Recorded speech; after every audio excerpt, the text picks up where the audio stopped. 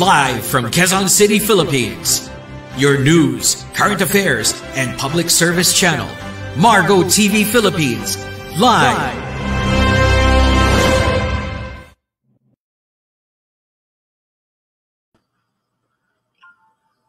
Magandang gabi, Pilipinas, Luzon, Visayas, Mindanao. Ang pangbabalik ng ating programang CCW, Bantay Kalusugan, Citizen Crime Watch, Bantay Kalusugan. Ang inyong kabayan, ay inyong kasangga, ay inyong kakampi, ay inyong kalakay, kabalen, no? Ano pa ba? No? Ang inyong lingkod, no? Mga Kabisayaan, no? Ito sa Visayas, Mindanao, diyan sa Luzon, ang ating mga kababayan diyan na Katagalugan. Magandang gabi po sa ating lahat. Ang inyong likod, ang inyong prinsipeng manggagamot, Dr. Prince Tumawis, ating programang CCW, Bantay Kalusugan. Mga kababayan, tama-tama, ito po ay bumabalik ang ating programang regular na kada Miyerkules, alas 8 ng gabi hanggang alas 9 ng gabi. So may pag-uusapan tayo. We will talk anything under the sun. Basta ang kalusugan ang pag-uusapan natin. So ako po ay nag-share muna sa ating FB, no? Si-share muna natin to sa mga sa social media. Kinukumusta namin ang ating mga membro ng CCW sa buong Luzon, Visayas, Mindanao, no? Na pinapangunahan ng ating national president na si NP Diego Magpantay Jr., si Paring Jigs, president, ang ating national president. Gusto rin nating batiin, no? Ang ating national chairman, si Attorney Ferdinand Topacio, no? Ang pinakamasigasig, no? Small but terrible na aming national chairman sa CCW, si Chairman Topacio. Binabati din namin lahat ng BOT, lahat ng member ng board, no? Ng ating mga board of trustees, no? May special mention natin ang VP for Mindanao, si RD King Tumawis, no? Talagang napaka-aktibo, no? Napaka-aktibo ang ating VP Mindanao sa CCW. So, talagang isa yan sa mga pundasyon, no? Ng haligi ng CCW. Pinabati namin ang by region, no? By region, regional chapter, provincial chapter, municipal chapter ng Citizen Crime Watch diyan sa may every regions and every provinces and municipality and even city chairman pala, no, ng mga CCW, no? So lahat ng membro natin, marami po tayo dito sa may mga lain-lain lugar. Asam Lumangko Luns, salam, bayaning doktor. Aba, ito yata si Kuliglig. Ang ating si Luns, no? Si Langa-Langa. Magandang gabi sa'yo dyan. Langa-Langa. No? Mga kalangga natin yan, no? Si Luns. So yan, no? Tayo po ay nag-share muna, mga kababayan. Kayo po ay pwedeng mag-comment rito, no? At saka, you can ask any questions, no? Pagdating dito sa ating, papatungkol sa kalusugan, no? Tandaan nyo po, tayo po ay isang simpleng manggagamot, no? Hindi po kwak-kwak na doktor, ha? Hindi po konduktor, no? So, pagkakataon po ito na tayo ay nakakapag, ang ating talakayan ay patungkol sa kalusugan. Madaling salita, libreng konsultasyon sa ating mga kababayan, no? So, mahalaga po yan na actually mga kababayan, no? Bago ko makalimutan, no, napapabayaan ko na ang aking mga kasamahan dyan sa Theta Sigma Alumni Association, ang Alpha Phi Omega. Ako rin po kasi alumni president. Pasensya na, I'm very busy. I can catch up to our virtual meeting. Magandang gabi mga brads at saka sis, no, mga kapatid, no. We are so very busy, no. So this is a sign of my greetings sa inyo na hindi ko kayo nakakalimutan. Nandito ako sa Mindanao, tama-tama may broadcasting din tayo. So mga brads and sis, no, be steadfast, no. Alam ko, yung kasi mga ka-chapter ko ay puro doktor yan. Karamihan dyan ay nagsiservisyo. Hindi yan mga elitistang doktor. Talagang pagdating sa mga serbisyong pangkalusugan ay talagang sumasabak yan. So yan, no? Okay. Ano pa ba? Babatiin din natin ang ating mga kasama dyan sa PIMSA Alumni Association, no? So, yan ay may mga may mga kanya-kanyang buhay na, no? So, assalamualaikum sa ating lahat, no? Ang kapayapaan mapasa atin lahat. Pinabati din natin yung mga kasama natin sa dawa, no? Sana'y patnubayan tayo ng may kapal, patuloy tayong gabayan ng may kapal at sa mga taong pinagsiservisyoan natin, no, mapakilos man o mapasalita, no, mapahirap man o mapasaligaya. Pinabati rin natin ang ating mga pamilya, siyempre yung mga kamag-anak natin. Aking mother and father, si former Regional Director Ombra Bert Tumawis. No? Sana dad, nakakapag-tennis ka na, no? May edad na si dad, 1977, 78 na. At of course, my best of all moms, no? Yung talagang ang aming our teacher na magkakapatid, no? Our mother, si Tumawis, no? Si Mami. Sana pahabain pa ang inyong buhay. Okay? Aking mga anak, maliliit pa. May one little boy and one little girl. Lalo. Si Puyam at saka si Haya Iman. Saka lahat ng mga nanonood, nagsusubaybay sa atin. Kayo po ay binabati namin ngayong gabi. Mga kapatid ko, no? Nasa serbisyong publiko rin. Sa lahat ng mga doktor, mapapribado man lang o mapag-publikong doktor, manggagamot, kayo po ay isang bayani. Nasabi kong bayani kasi kayo po ay nanggagamot. Naniningil man kayo, hindi kayo naniningil para sa akin, kayo po ay nakakatulong pa rin. Iba kasi ang pagiging doktor, talagang dapat nauuna sa atin yung awa. No?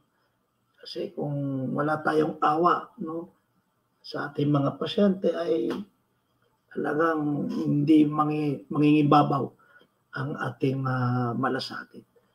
And of course, tayo po ang napahintulutan ng Diyos na gamutin, ayusin, pangalagaan ang kalusugan ng ating mga kababayan na nangangailangan ng serbisyong kalusugan. Okay? Sa mga kababayan, mga kaigsunan, mga amigo-amiga, mga kapatid, pag-usapan natin. Ano ba ang dapat natin pag-usapan ngayon? Today, this week, the first week of August, the first week of September is a National Epileptic Awareness Week. Ang unang linggong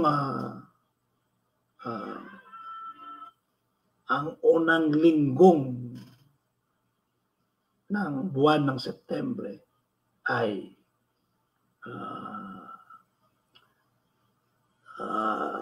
kinocommemorate natin. Binibigyan natin na importansya. Pinili na isang linggo sa buong taon, sa isang taon, ang National Epileptic Awareness Week during the first week of September of the year para magbigyan ng atensyon ang sakit na epilepsy. Para sa linggo ng Setyembre, unang linggo ng Setyembre, ay magkaroon tayo ng edukasyon, promosyon, para magkaroon ng kaalaman sa epilepsy. Ayan po.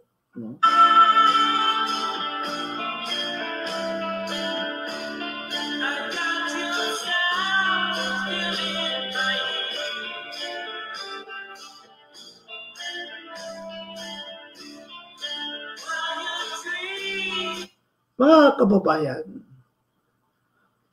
yan ang unang part ng ating pag-usapan. Pero sana mayroon pa tayong mapag-usapan. Pero kailangan ko talaga pinili ito kasi hindi lahat ng napapag-usapan sa radyo, television, social media itong epilepsy. Tulad ng sinasabi ko sa inyo, ako ay nagtatrabaho rin sa gobyerno, isa rin ako kawani ng gobyerno, at ang boses ng Kagawaran ng Kalusugan ay bahagi namin sa inyo. So bilang isang kawani ng Kagawaran ng Kalusugan, ay doon tayo sumusunod sa anong programa ng Department of Health. So ngayon, talagang tamang-tama, first week of September, pag-usapan natin ang National Epileptic Awareness Week. Ano po ba ang epilepsy? Ang epilepsy po ay yan po yung paano ko ma-explain sa inyo.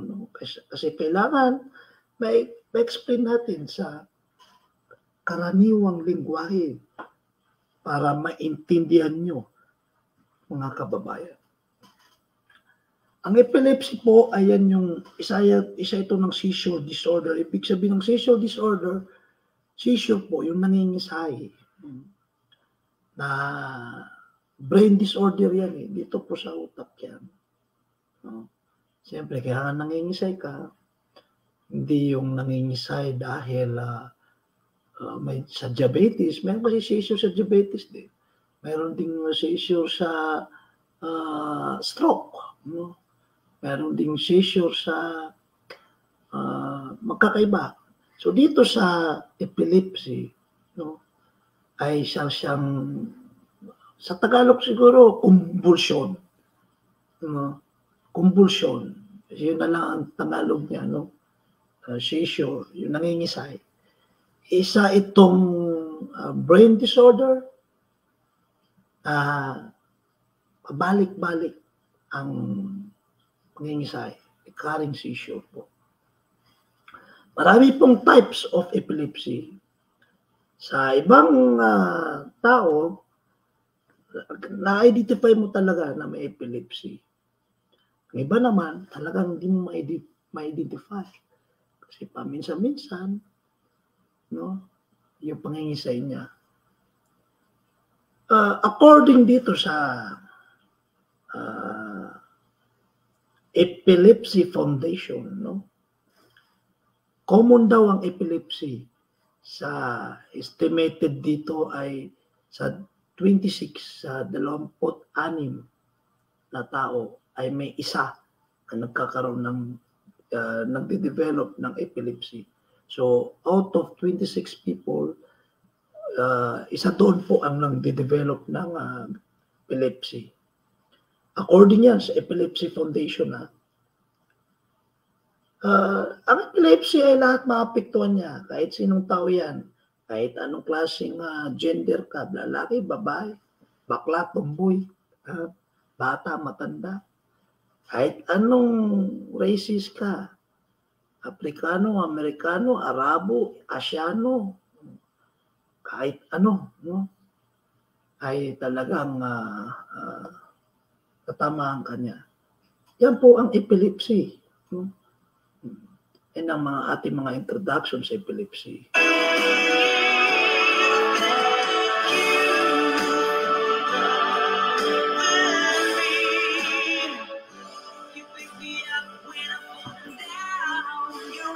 Ay, binabati ko, sinushoot natin si Menso Darumimbang Lumangko watching from Jeddah, Saudi Arabia. Ayan, ito yung pinaka-pinunong langga. Kalangga ito, kalangga. Menso, si Tito Langga. Yan ang mga kababayan natin sa OFW, particularly dyan sa Saudi Arabia. Lock the door, leave the world outside. Okay, yung epilepsy po, mga kababayan, ang kanyang simptomas ay marami. It varies widely. Ibig sabihin, paiba-iba. Saka marami simptomas. Isa sa mga simptomas niya, sa mga inatake na epilepsy, na nangingisay, seizure, ay yung nawawalan ng mulat, lose awareness. Ibig sabihin, biglang nawala ng malay. Yan, tama, nawala ng malay.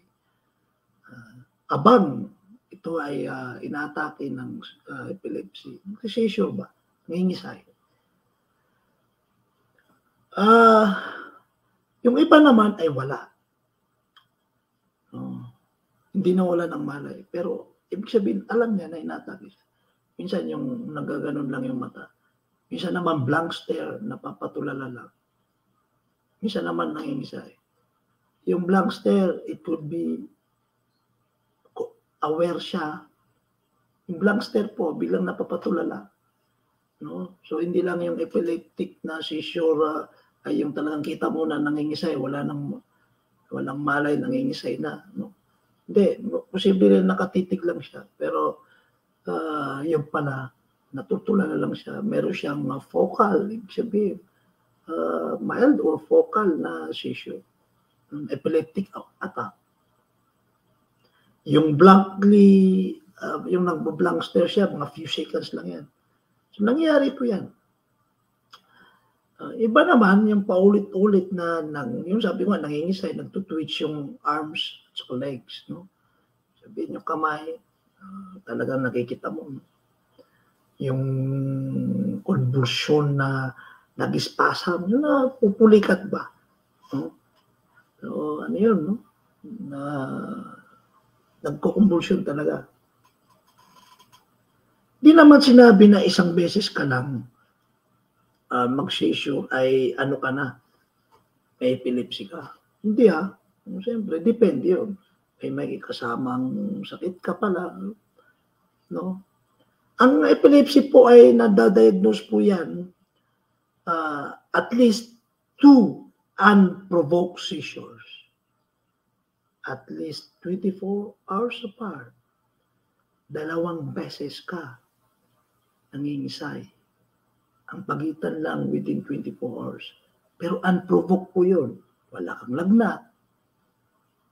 Hindi ka naman puyat. Wala kang comorbidities na diabetes or stroke.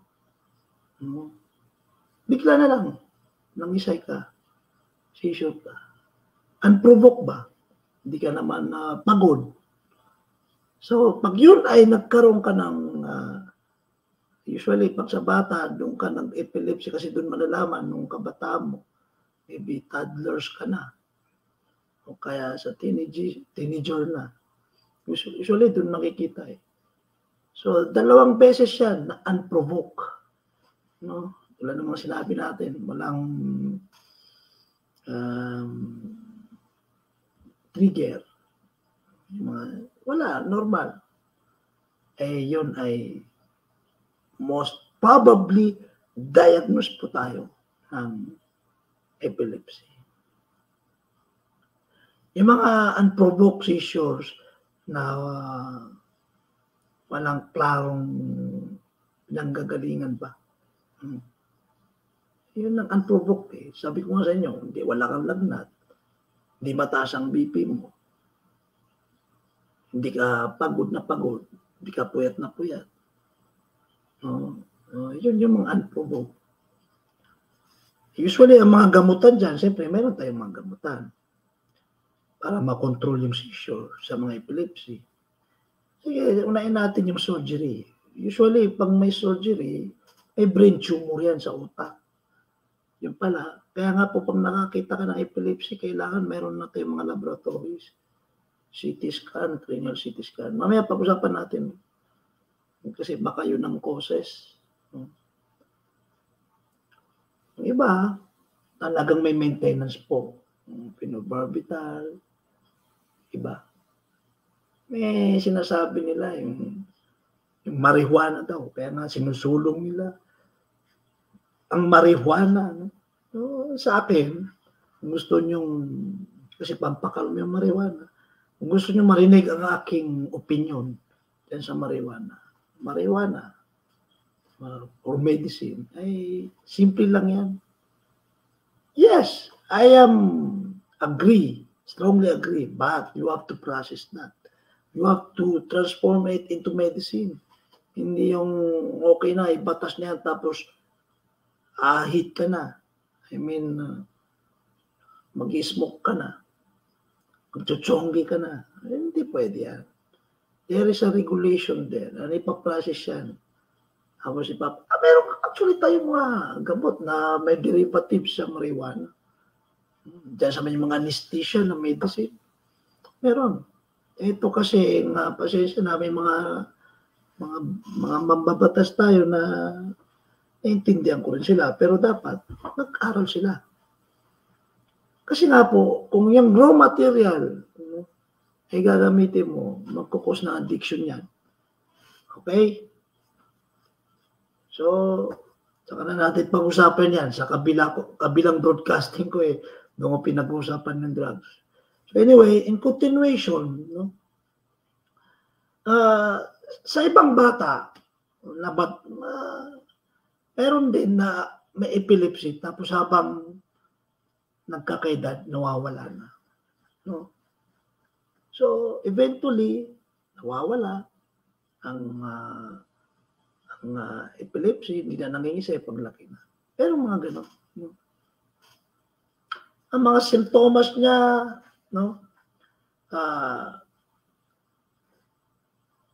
mayroon kasing temporary confusion.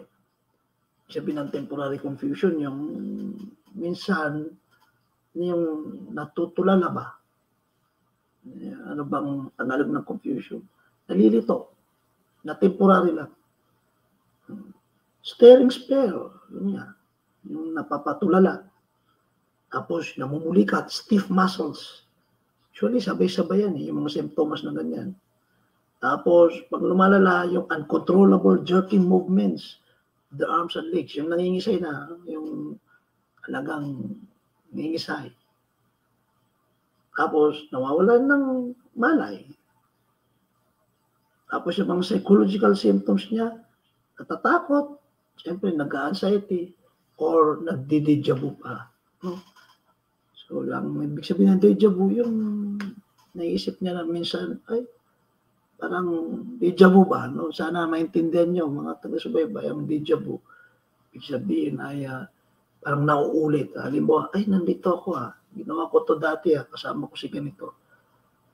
So, hindi ko sinabi, pag naisip mo yun ay may epilepsy ka na. So, yung symptoms niya, ibig sabihin ng symptoms, a group of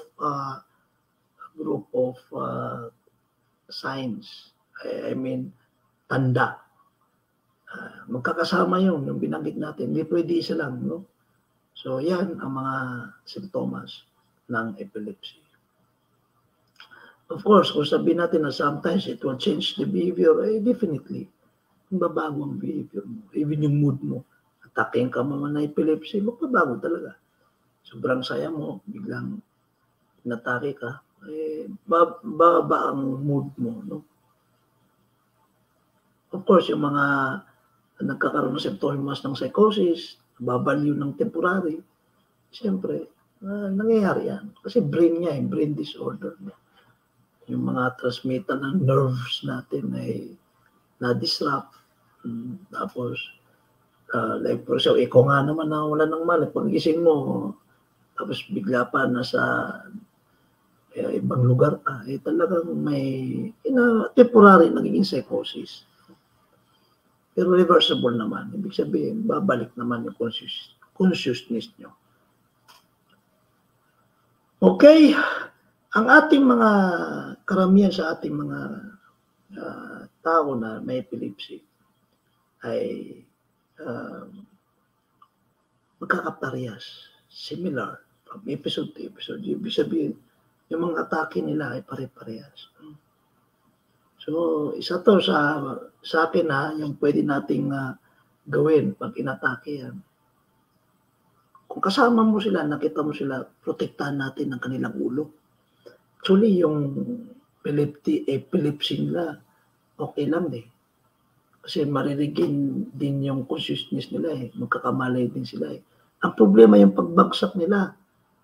Hindi na mamatay yung epilepsy. Babalik din yun. Ang kamamatay nila, yung ulo nila mauntog. So, kailangan protektahan natin. Pag nakakita ka ng ganon, malaking tulong. Kahit sa daan o kahit sa jeep, kailangan tulungan mo. Kasi walang malay yun pag bigla inatake. Protektahan yung ulo. Ano na, pabagsak na. Okay? Mga warning signs of seizure, nagbabago ang kanilang, sa umpisa, nagbabago ang kanilang aura. Siyempre naman, pag ma-atake na, ang immediate warning, sobrang saya na, tapos bilang napatulala, yan, mga warning yan. So, sudden change of aura. According ito sa ating libro binabasa, ay ito rin iba yung nararamdaman daw sa tiyan. Siguro, pang mga tipong pag kinakabahan ba na may nararamdaman din sa tiyan. Siguro ganun yun. Siyempre, natatakot. So, may kasamang fear, ang emotion. Yun, ulitin natin, may deja vu rin. No? At saka sabi rito sa ating article, no, ay mayroong steady or flashing light. It might be visual. Ibig sabihin, yung may kita ka na liwanag. No? Parang no? Liwanag sa taas. Nagpa-flashing siya. May mga color or shape. No? Yun according sa siguro naman, kasi nga na yung brain natin, brain activity natin ay usually, kung maalala ko yung aking medicine school noon, ako estudyante, para pag epilepsy ka, nagsisisure ka, para yung kuryente na, yung normal na pasok ng kuryente sa mga wire, hindi na normal yung sobrang bilis ang transmit ng mga kuryente, yung mga circuit. Ganon din sa utak natin kasi nga ganon din parang kuryente rin ang sa utak natin. Kaya nagsisisyo, no? Nangingisay ka na. According sa mga warning signs ay some are nakakaramdam ng bago atake, nahihilo, naglo-loss of balance, of course. Yung balance, no? Nahihilo na. Saka yung ba naman, yung minsan lang daw ay nag-hallucination. Okay? So yan yung ating, wag na nating basahin itong mga medical term, no? Kasi baka mamaya hindi naman kailangan. Doon lang sa mga importanteng impormasyon na dapat nating matalakay rito, lalo yung maintindihan. Lalo-lalo na pagdating sa prevention, kasi syempre, talagang meron tayong nakitang pangingisay ay pinakamagandang gawin ay bukod sa first aid na ituturo ko sa inyo, may daling kagad sa ospital. Okay? Kumonsulta ka agad sa doktor.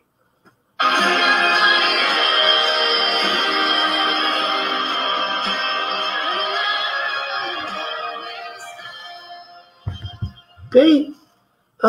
Mga kababayan, ang epilepsy po, no? Ito po, no?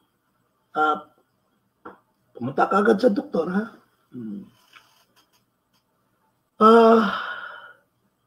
Usually, ang seizure, ang pangingisay, nagkukumbulsyon, ay matagal yan na more than 5 minutes. Even more than 5 minutes. Ang madalas pa, yung talagang 5 minutes. Pero siyempre, meron ding mga seizure na seconds, tulad ng sinabi ko sa inyo, natulala lang. Tapos siyempre, yung paghinga niya at saka yung kanyang paghinga ng inatake ng epilepsy at sa kanyang malay, hindi kagad yan babalik pag natapos na. Pag halimbawa natapos na yung pangingisay mo. Hindi kagad magkakamalay yan. Pati na yung breathing nga niya eh. Ibig sabihin breathing, paghinga niya. Yun, makakahinga pero na-interrupt. So, pwede rin yun na kailangan i-secure mo yung airway mo. Ibig sabihin yung ilong, saka ibig. Kasi pag yan, ng blockage yan. Yung sabi lang, nilalagyan nila ng kutsara. Wag yun kasi matigas yun. Kawawa yung ngipin ng ating kababayan na natake ng epilepsy.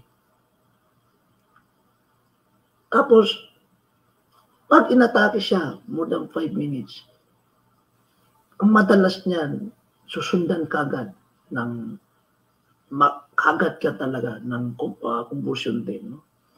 It takes few minutes, susundan kagad. Kaya watch out lang. Tapos, meron ding mataas ang fever niyan. No? Siyempre, ang convulsion. No? Usually, sa mga bata, nandiyan ang mga pediatrician. Pag parati siyang may history ng benign febrile convulsion, hindi nagko-convulsion pang bata, hindi na-maintain yung hindi mo na ma-manage yung lagnat ng bata, tapos sa sobrang taas, nagko-convulsion. Paglaki niya, magde-develop siya ng epilepsy. Hindi ko sinabing sure ball na magde-develop.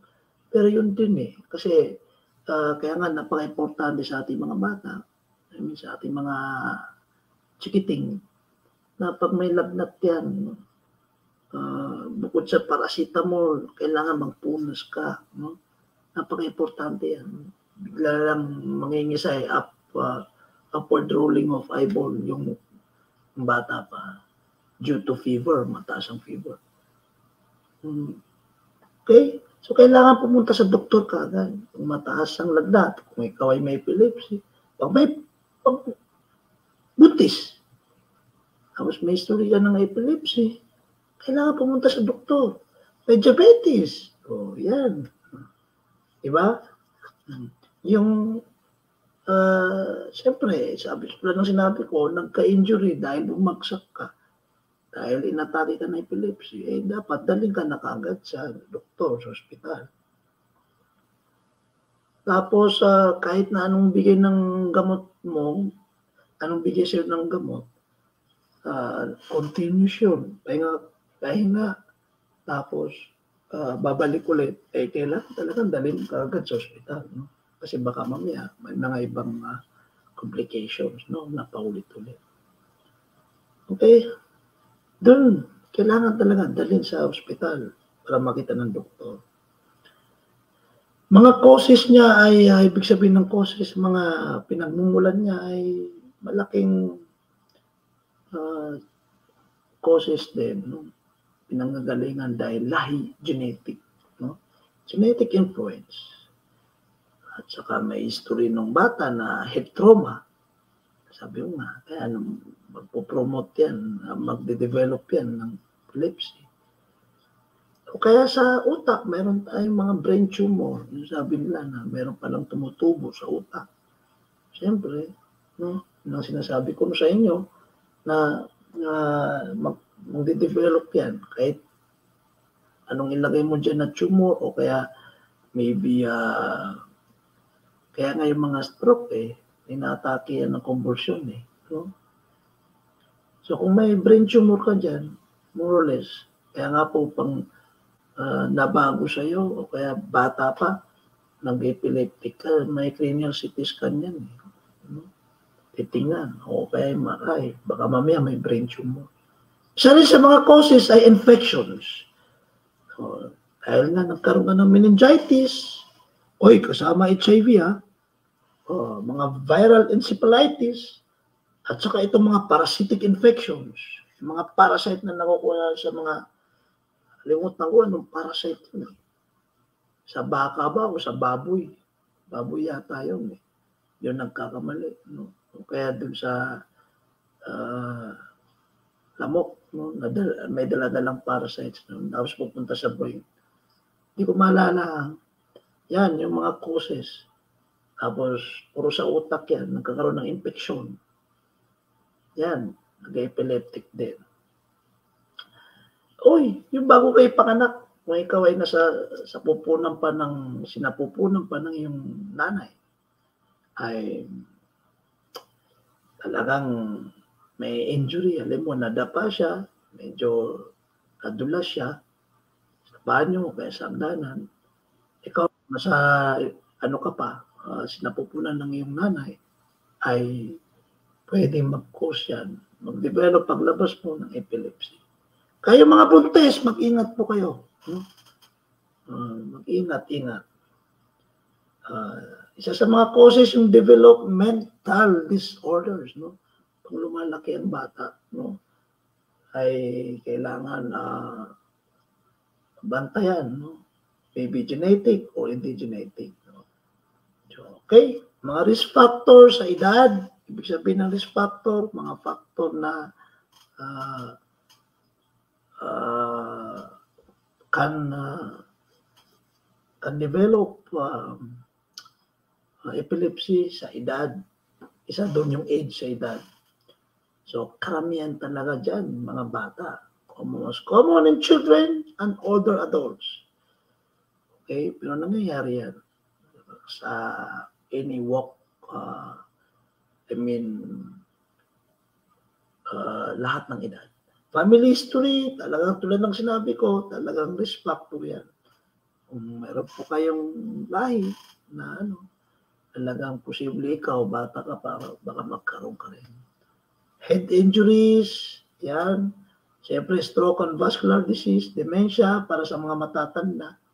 No? Brain infection, yun. Tulad ng sinabi ko, yung seizures in childhood, kaya dapat yung mga bata, pag nilalagnat, alam mo, simpleng lagnat lang yan, tapos nawawalan, nagkukumusyon. Lalabas sa kanilang, kung naging toddler na sila o kaya teenager, doon na sila mag-develop ng epilepsy. Okay. So, tulad ng mga komplikasyon yan, pag tayo ay nangingisay, inatake ng epilepsy, yung nadulas ka, bumagsak ka, falling, no? Kaya ingatan yung ulo. Kung ikaw ay may epilepsy, alam mo naman yun usually. Posible kang atake kasi alam mo yun napapredict mo yun. So, hanap ka ng maupuan mo, no? Napatrade ka na doon. Yan. Mahirap dyan yung mga nagda-drive. My goodness, no? So, kaya dapat may maintenance din kayo niyan. Depende kung padalas sa inyo atakihin. Yung droning, o yung nalulunod, no? Dahil nga, sa pagsuswimming, may epilepsy pala siya, no? So, tulad ng sinabi ko sa inyo, car accidents, no? You're driving, no? Kaya kailangan talaga may restriction yan. Kung kayo may history ng epilepsy sa driving restriction. Okay? Yung mga may problema sa pagtulog, magkukos din yan ng complication. So, atakin ka habang tulog ka. No? So, may problema ka talaga. And of course, tulad ng sinabi natin, yung mga complications sa mga pagbubuntis, and memory problems, no? Talagang no? Isa rin yan sa mga magiging komplikasyon. Emotional health issues sa mga epileptic, no? Mayroon talagang impact yan sa psychological problems. Magkakaroon siya ng depression, anxiety, and even suicidal thoughts and behavior. Kasi nga, iniisip nila, they are different, hindi sila pinagpala ng Diyos, kaya baka mapunta pa yan sa suicidal. Kaya nga, ito pong ating programa ay inuna ko muna i-discuss sa inyo ang epilepsy. Tapos panghuli, wag natin bigyan ng stigma. Sabihin na stigma, i-discriminate sila. Sila po ay mga normal people just like us. No? Ang mga epileptic. Iba, naalala ko na bata ko, pag nakakita ko na epileptic na iniisip ko, baliw, may sakit. Masama po yun. Siyempre, bata pa ako nun. Pero meron ako makikilala, mga adult. No? Dinidiscriminate nila. Hindi po. Bumubula-bula yung bibig. Kasi nga doon sa laway niya. No? Margo TV Philippines. Oy, prinsipeng manggagamot. Buhay ka. Yan, si Mare. No? Na siyempre, ang Margo TV Philippines ay ito. Malaking to, no? Malaking tulong to. National President Magpantay Jigs, no? Isa ating mga kababayan itong programa natin sa kalusugan. Okay, yung status epilepticus, yan po yung continuous na seizure, yung matagal na seizure na napakadelikado, no? It will cause permanent brain damage. Yan ang tawag dyan. So, anyways, yun ang pinaka-importante. No? Ang mga, paano mag-diagnose yung kondisyon, meron tayong neurological exam, siyempre, examine kayo ng doktor, kami po, meron tayong mga blood test na ikakonduct sa inyo, even genetic testing, no? Yung may mga malalaking hospital sa St. Luke's, meron dyan. Test talaga na may lahi pala kayong epileptic. No? Pero do not discriminate. No? Palit na ng factor yun. Yung EEG, electroencephalogram. EEG yun, no? Nilalagay dito. Akala nyo kinukurente kayo, hindi po. No? Tinitingnan yung electroactivity ng inyong brain. No? Lagyan na electrodes yan. No? So, doon mo makikita. No? Yun, yung high density EEG. Of course, yan sinasabi ko sa inyo, paulit-ulit yung CT scan. No? So, kailangan makikita mo dyan yung mga tumors o kaya may bleeding sa loob or cyst. Yung cyst po, yung mga parasitic cyst, no? Mga itlog ng parasites. No?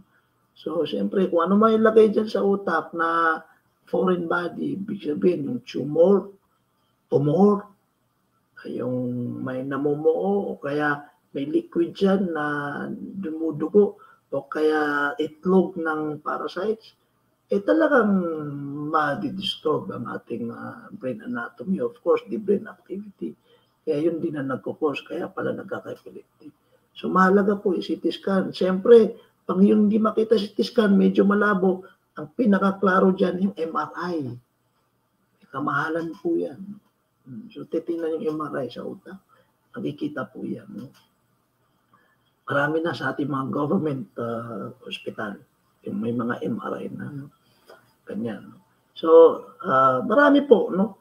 Hindi ko na isa-isahin, hindi nyo rin maintindihan itong mga test, no? So, isa sa mga treatment ay siyempre yung medicine. Ano sabi ko sa inyo, meron kayong maintenance until nagpapa-consult kayo sa doktor hanggang posibleng mawala rin yung maintenance. Depende sa observation niya, evaluation niya sa inyo. Surgery, siyempre, may operation na surgical operation pag mayroon, na sinabi natin, may nakikita sa brain natin. No?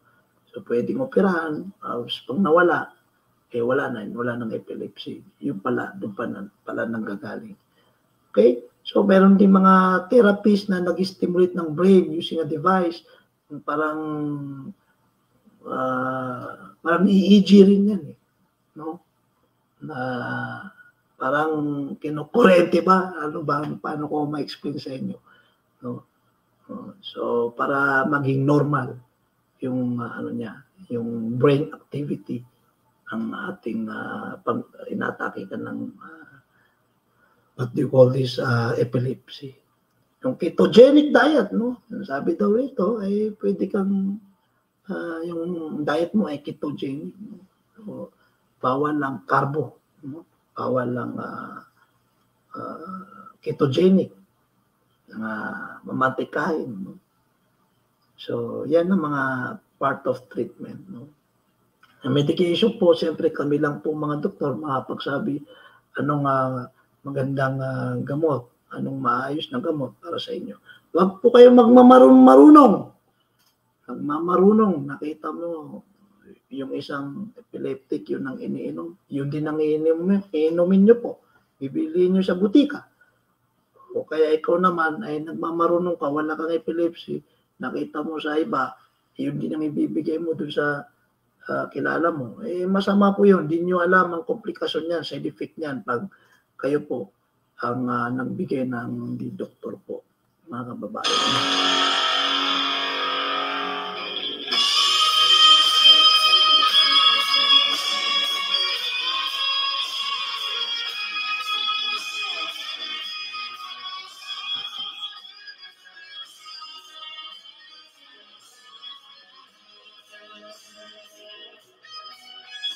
Kaya po mga kababayan, ang National Epilepsy Week Awareness, first week of September, talagang pinag-uusapan natin yan. So sa maliit na maikling oras, maikling minuto, ay yan lang ang nakakayanan natin. Mahalaga po yan na may alam kayo. No? Tapos siyempre panghuli natin sinasabi parati, huwag niyong i-discriminate ang may epilepsy. No? They are normal people like us. Actually, ang epilepsy nga, nawawala nga yan. Kahit walang medication. Meron naman na nagme-maintenance.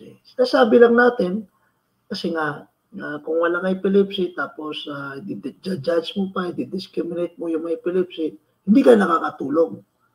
Diba? Kami, ibalik sa iyo ang Diyos.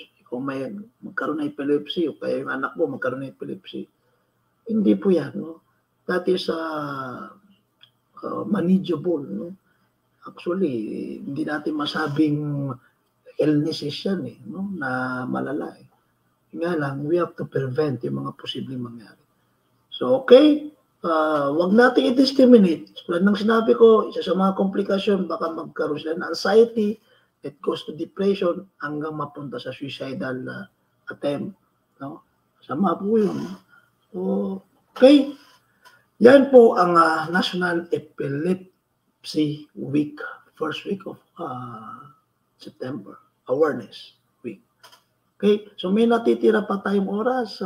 Kung may mga gusto kayong tanong dyan na mapatungkol sa kalusugan, siyempre kami dito sa Citizen Crime Watch Bantay Kalusugan sa pamumuno ng aming National President, Diego Magpantay Jr., okay? At siyempre ang ating Margo TV Philippines.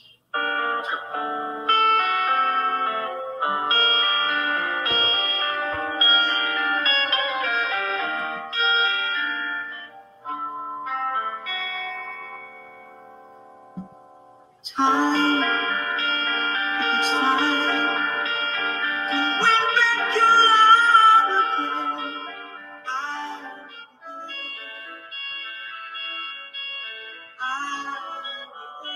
Binabati namin ang Isabela, chairman ng CCW. Tumaini Isabela, chairman ng CCW. Pati ito sa Bani Outpost ng Balanga chapter ng CCW. No? Okay, marami tayo dyan sa may Valenzuela chapter ng CCW. Robinson, Rodolfo, marami tayo rito. No? Yan.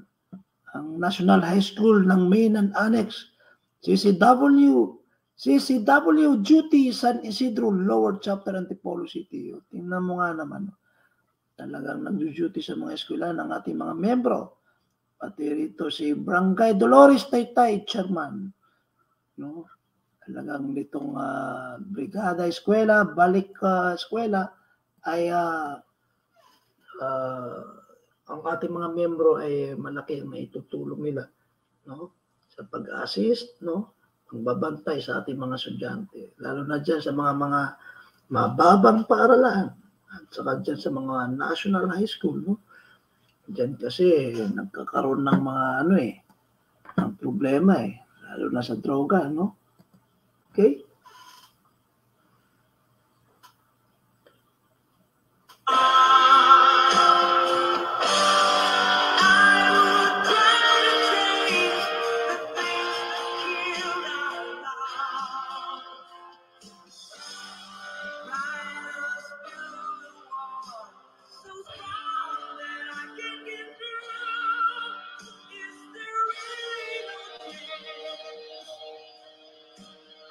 Mga kababayan, gusto kong pag-usapan, no, na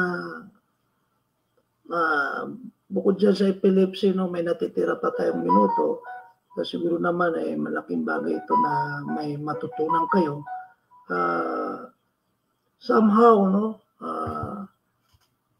ganun pa man, pwede kong bigyan kayo ng kaalaman, paano i-manage itong psychological response. No? Ibig sabihin, paano ka mag-response, no? Tapos pag nalaman mo paano mo mag-response, ganun din, pwedeng mapunta ka dun sa abuse or ma-prevent mo yung pagiging abusado. So, siguro, ang sabihin ko rito ay yung, i-address ko ito yung naabuso at saka nang-aabuso. Parehas lang yun. Yung naabuso, at least ma-detect mo na naabuso na pala ako, ganito pala yun. Kung ikaw naman ay nang-aabuso, ay sana may matutunan siya na, ay, ito pala yun ang nangyayari, ay ako mang-abuso. No? Gusto ko may turo sa inyo sa maiksing minuto lang, ang psychological response. Pag kayo po ay tumutulong sa tao, sa anumang klaseng tulong, binigyan mo ng pera, binigyan mo ng trabaho, binigyan mo ng gamit, sinabihan mo ng maganda, tinuruan mo ng mga techniques. Kasi yung pagsasalita sa maganda yan. Pagsasalita ng mabuti, no? Mga advices, no? Kasi merong mga ibang tao na ayaw magturo kasi iniisip niya, matutunan niya yung paano ko nagtagumpay. So yung mga taong mga mahilig tumulong, talagang sinasabi niya paano mo magsalita, mag-advise para magtagumpay ang tao, kung anong meron siya. So kung ganyan ka ng ganyan sa tao, ang unang response ng tao ay appreciation. No? Ang appreciation po, mga kababayan, ay normal po tayong tao. No? Lahat tayo may puso. Sa unang tanggap mo, sa ganun, tumutulong sa'yo, pinakita nga ng maganda, mabuti, talagang ma-appreciate mo. Tao tayo, may puso tayo. No? Hindi po tayo, kahit ngayong hayop, pakita mo na maganda. No? Talagang ma-appreciate niya. Pakainin mo na pakainin yung aso, tingnan mo, magiging loyal sa'yo. So, ibig sabihin doon, yung appreciation, normal sa atin yan ang unang response yan. Kaya nga sa una pa lang, ay magpapasalamat ka Salamat. Salamat. Kasi that is the essence of salamat. Gratefulness. Kasi nga, na-appreciate mo. Ngayon, pag ikaw naman ay tumulong ulit, the same thing, binigyan mo ng pabor, lahat binigay mo ulit sa pangalawang beses, ang unang mararamdaman ng magre-response niyan ay anticipation. Anticipate na siya. Mabait yan Mabait yan si Jigs So, mangyari niyan, i-anticipate na yan na tulungan ako niyan. Anong bagay. No? Kasi mabait siya eh. Anticipate na yan. No? Malayo ka pa, wala. Yung pabor ko sa kanya, talagang, ano yan, ibibigay niya. So, sa pangatlong beses, no, na gagawin mo ulit sa kanya yung kabutihan, ang pangatlong response niya, expectation. Mag-expect yan. No? Walang, ano niyan, hindi na mag-iisip yan. Psychological response to, expect ko ito, kung hindi niya ako matulungan sa ganito, sa pabor, dapat mayroon pa. May ibang paraan pa. Matutulungan niya ako.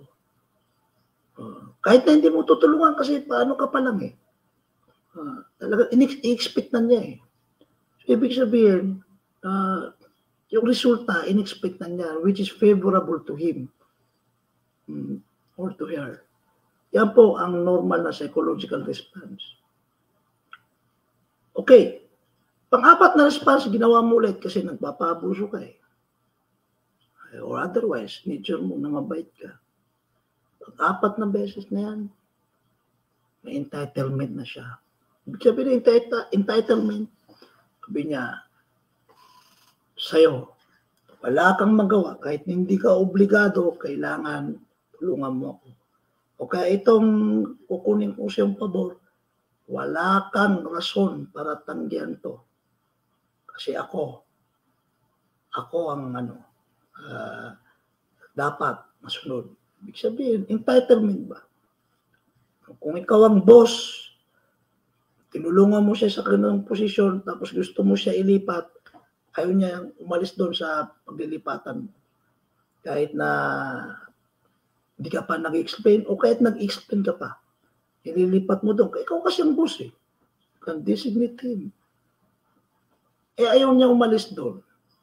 Kasi entitlement sa kanya, parang tinalian niya yung position na yun. Ibig sabihin na he or she is not a good soldier, no? Ganun yun. What I'm trying to say, yung mga taong ganon, parang sinarili na niya. Ibig sabihin, entitlement. Manalayan. So, pang-apat po yun na response, psychological response. Pang-limang psychological response, ginawa mo ulit sa kanya, ay magdidiman na siya. No? Talagang dinidiman na niya. No? Hindi lang yung pabor na kukunin niya sa'yo, kundi yung kahit di siya maghingi ng pabor, ididiman niya yung makukompromise na yung sarili mo kasi ididiman niya. Para kang may utang na sa kanya. Parang naniningil na siya sa'yo. No? Unconsciously nangyayari yan. Pang-anim na response, itong malala, ayaw ko lawakan kasi mahaba. Magiging hatred na o anger, magagalit niya. Wala na yung mali at tama.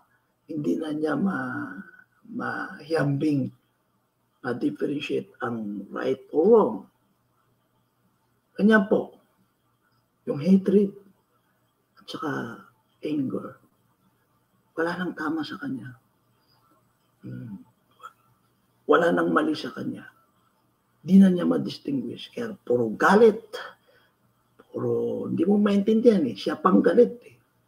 So, mangyari sa'yo na lahat ginawa mo ay talagang wala na. No? Wala nang konsensya. Wala na siyang konsensya sa'yo. So sa madaling salita, kung tayo po, ay nakita natin yung gradual level of psychological response. Normal lang tayo na magkakamali bilang tao. Nandun ka sa appreciation, nag-anticipate ka, tapos nag-expect ka pa, no? Tapos okay lang yun. Tapos minsan pupunta ka entitlement, balik ka kagad sa appreciation. Normal tayo, hindi tayo anghel. So, parating bumabalik tayo sa appreciation. Yung positive yan appreciation No? Nakikita mo parati. Tulad niyan, sa isang tao, natulungan ka niya, tapos may mga nagawa siyang hindi maganda sa'yo. Kung titingnan mo yung isang parte na tinulungan ka, kasi normal sa tao yan na magkamali yung isang tao, talagang binura niya lahat ang magandang nagawa, kundi puro pangit na. So kailangan manatili sa atin yung appreciation. Kasi alam nyo, yan po ang problema ng Pilipino. Crab mentality. Hindi appreciative. No? Meron akong theory dyan. No? Pero ito, posibleng maniwala kayo sa theory ko. Alam niyo kung bakit punong-puno tayo ng crab mentality? Kasi ang Pilipinas, ilang beses na nasakop. So mga ninuno natin na mga nasakop, talagang nasanay na kailangan for survival instinct, manipsip sa mga praile, sa mga Espanyol, para mabuhay, maka-level, sa mga Amerikano na dumating, sa mga dayuang mga Hapon, ganyan. Kaya ang Pilipinas, di mo maalis yung pagiging crab mentality niya.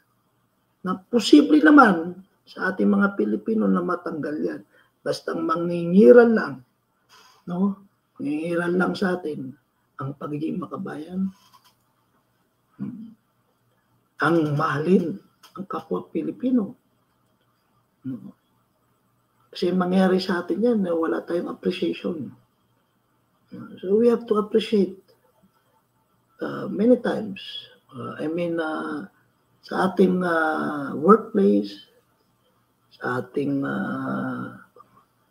mga community, nagkaroon tayo ng appreciation para ating positive yan. No? So, yun po, yung psychological response. No? Sana may naiambag tayo ng mga wisdom. No? Kahit naman i-analyze nyo yan, ganun talaga. So, we are not perfect, but at least mayroon tayong alam ngayon, kahit konti. Ganun pala yun. Why not?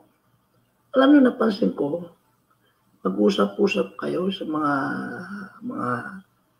nagtatambay o kahit sa coffee shop. Uso ngayon ng tambayan, coffee shop Dati sa kanto-kanto lang tindahan ni Aling Nene no? Ngayon, coffee shop na So, tinan nyo pag nag-uusap-usap, no? Ang gagawing pulutan yung wala doon. Tapos, itataas ang reputasyon niya. Okay yun, si ganito. Tapos, pag naitaas niya, yung image ng pinag-uusapan, biglang isang sapul. May comment ako dyan Kasi ganito siya Talagang ibabagsak mo, no? Hindi yun ang pang naririnig kong mga ganun. Very obvious. Hindi ako mapakali. Sabi ko, kaya niyang i-backbite yung tapos ako, malamang, backbite niya. Di ba rin mag-appreciate ba? I-appreciate niya, tapos biglang, may comment ako dyan Yan ang mga taong crab mentality. Hindi makontento. Hindi makakita ng maganda.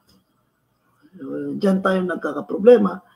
Ngayon naman, doon naman sa mga taong naabuso talagang kung alam natin yan, ay pinagsasabihan ko rin sarili ko, somehow, dapat makabisado rin natin yan. Kasi pag mayroon tayong mission, most of the time, hindi mo makakamit yung mission mo dahil masyado tayong nagpaabuso. So, lalo na sa mga leaders, no? Tulad dito sa amin, sa Citizen Crime Watch, sa panghuli, maraming kumukopya sa amin, no? Inabuso kami. Dumadami ang mga kapangalan ng mga dati naming membro ay tumiwalag. Kaya inabuso ang Citizen Crime Watch. Yan po. Nawala yung appreciation. Nag-anticipate na sila, nag-expect na sila.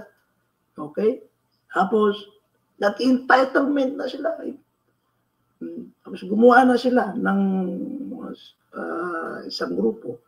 Pinangalan pa sa acronym natin kung ano nung dinadagdag.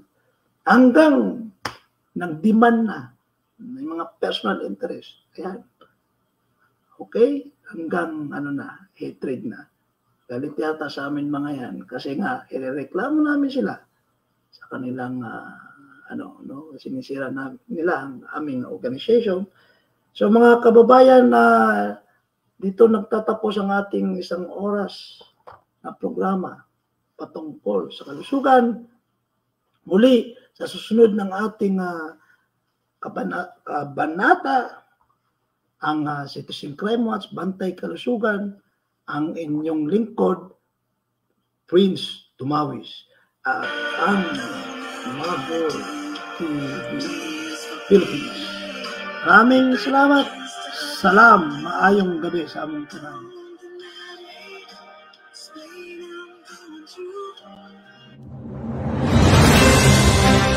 Live from Quezon City, Philippines, your news, current affairs, and public service channel, Margo TV Philippines, live.